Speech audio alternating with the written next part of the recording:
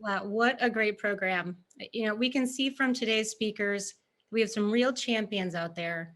First, Congressman Soto and Emmer fighting every day for regulatory clarity and promoting businesses to develop and create this technology. We covered the innovators in this space and industry pushing the envelope, achieving real, meaningful outcomes. We also talked about education, not just of policymakers, but of the media, and I would even argue of the public. And what it comes down to is the decisions we make today. How do we support it?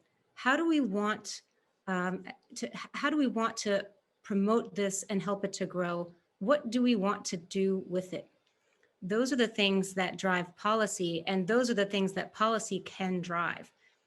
So we need to focus on this moment. In this moment, we're at the precipice. We're at the precipice of a change in the way we think about money. The ability to transact digitally in a secure manner is an extraordinary leap forward. And at the same time, the rules that policymakers are considering now will have a significant impact on that future. For example, they can fundamentally change our notions of financial privacy, when you're looking at what's happening in the anti-money laundering sphere. And some of the existing, I think what we're seeing is that some of the existing and the developing systems that employ smart contracts and other mechanisms are going to challenge everyone at every level: policymakers, industry, media, the public, and even in every kind of policy structure. At the tax level, we'll see it at the accounting level, we're seeing it at the securities level, we're seeing it at the anti-money laundering level. And each of these issues are front and center for us in 2021. And I think you heard that pretty clearly on our first panel with the Blockchain Caucus co-chairs. So these are important challenges that we need to come together to address. But we also need to embrace this technology, embrace its complexity and usefulness for compliance, and think creatively how we can address these risks. Because I think it was great the way Patrick described it. It's like putting fine wine into a milk carton.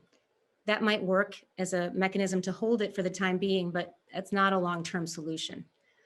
So one way that we can look at this is to look at history as an example.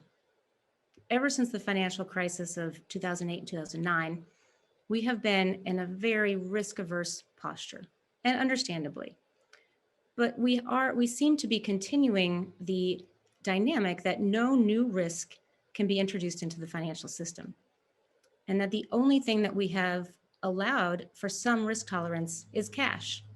And yet, ironically, cash is the medium overwhelmingly used for money laundering and terrorist finance. What's causing so much friction, in my view, is that we're looking at new products and services that are not fully understood, and yet they're quickly developing. The ground is shifting under our feet. And it's that fear of the unknown that's hindering our progress. Just draw from one other lesson from history, which is the internet. In the 1990s, how many of us realized the full power and capacity of the internet, how that would change our lives? I know I didn't at that early stage. And now, similarly, here we're looking at blockchain technology, and it's hard to see for some out there, the potential of blockchain, the potential for digital assets, and its impact on the way that we look at money. This technology has the power to be as transformative, if not more so, than the internet. Few had the vision to see the future of the internet, and our challenge is to enable policymakers to have the vision to see the future of blockchain technology. There's a core group, many of them are our members, that do have this vision and are very concerned about the current trend to regulate first before identifying and exploring the corresponding benefits. That's why we at the Chamber have made it our priority to focus on this important policy area. From a practical perspective, those challenges exist in our industry, in the security space, in taxation, in accounting, in anti-money laundering. That's what I spend all of my time thinking about, and what we do at the Chamber to help members of Congress, the media, and others to understand the benefits of this technology, the benefits of engaging with it, the benefits of peer-to-peer transactions, and so much more. Bottom line, as we've heard today, this is no longer an obscure crypto issue, if it ever was.